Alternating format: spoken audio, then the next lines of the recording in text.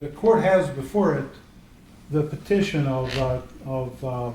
exhume the body and remains of Franklin Romine, deceased, 23 MP 37. The court has listened to the evidence presented here and the argument of counsel for the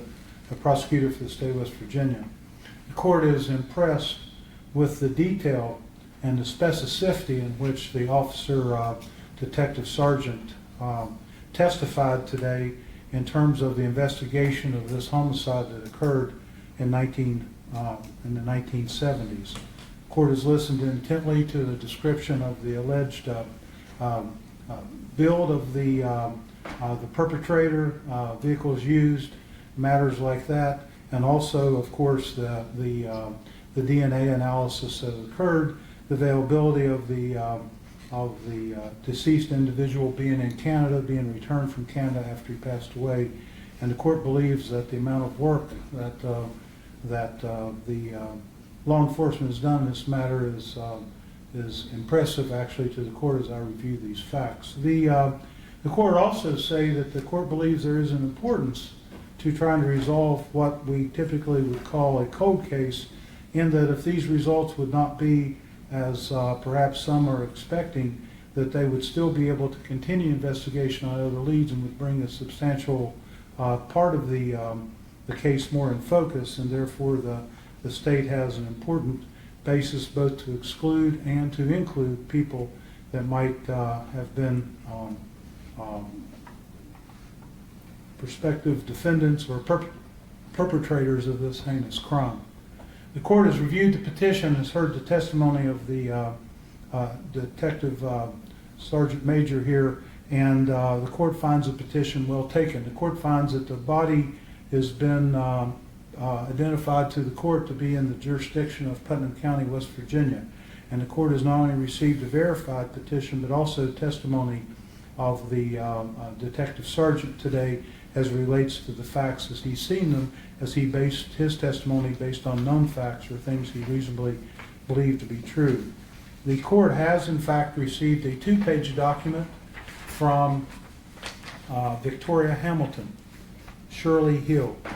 Noah Romine Jr., and Michael Romine, all of which was signed, purported to be signed by them, and has been filed within this action and is available in the file. The court has read that with scrutiny and understands their objection to this process and their concerns they have as it relates to the process. And the court will ask, as the prosecutors already agreed to do in reviewing that, to make every consideration to satisfy those factual and perhaps logistical issues that the Romine family has expressed in writing. The court would indicate, however, that under the probable cause standard for granting this type of relief to the state, typically a person does not have standing to object to search warrants or other matters that the court's going to conduct. The statute here requires a circuit judge to hear this issue, and the court is unsure whether or not, even though I've reviewed and considered and accepted the objection, whether or not the family had standing to object as to the issuance of a legal warrant for probable cause here to do the estimation. But nonetheless, the court is considered and will make their concerns part of any final order.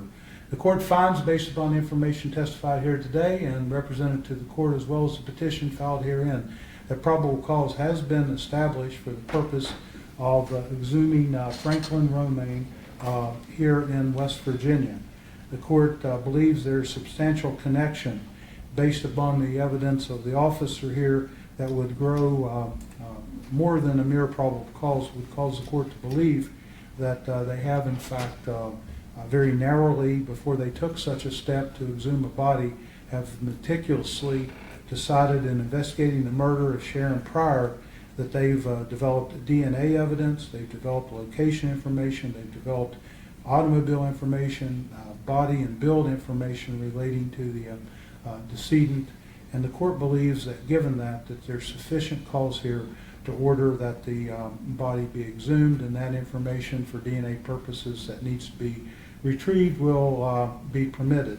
The court will prepare an order with that regard if Mr. Sorsea will prepare it. The court will also suggest in that order that the desires of the Romine family as protecting graves, especially important graves relating to their mother, I've been advised it's next to this area, that the mother's grave be protected, that the grave be restored and properly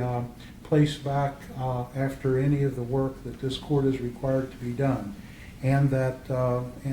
officers both of Canadian forces and their service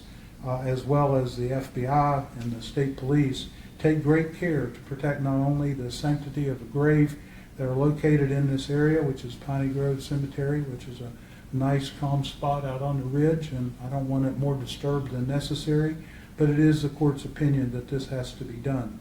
The court will find that they are to when they do the exhumation, they are to consider that a crime scene. They are to make it a certain area that people cannot just wander by the crime scene, that the court would expect to see nothing on social media relating to bystanders or folks trying to get pictures of the exhumation and anything that would be gruesome in that nature, and I'll prohibit it in my order.